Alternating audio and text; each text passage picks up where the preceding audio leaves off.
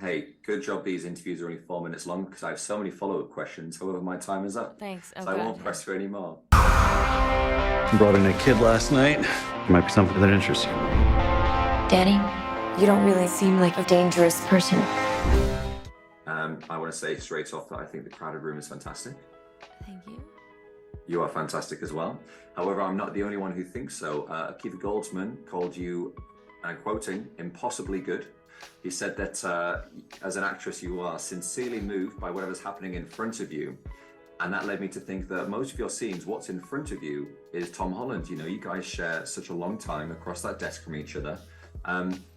Does you being impossibly good have anything to do with him being impossibly good as well? How do you find the two of you? Would you raise each other's game in that regard? A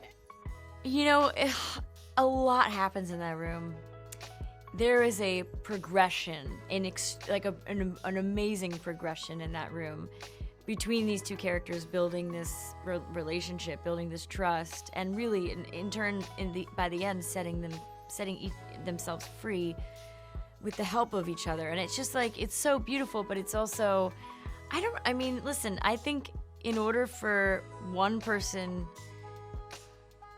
to feel that present, the other person needs to be that present too. I feel like we feed off of each other, so it's a give and take the whole time.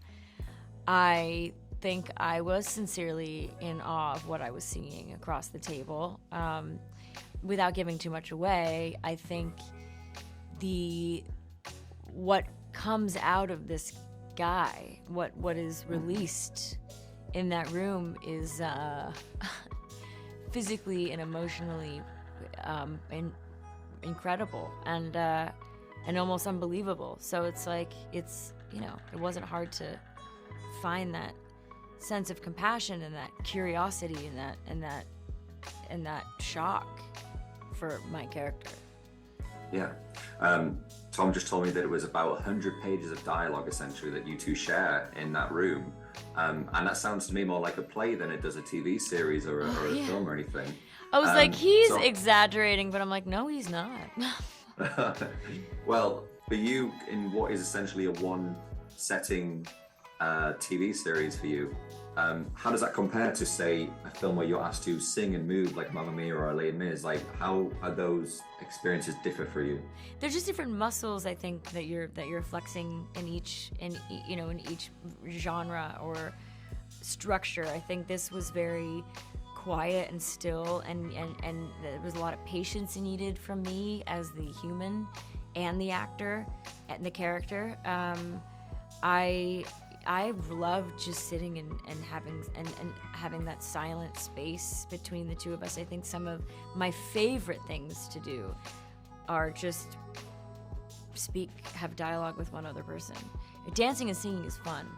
It's exhausting in a different way. This is emotionally exhausting, but also super indulgent because I'm right there with the other human. It's all about human connection, and I love relationship stories, and I prefer them.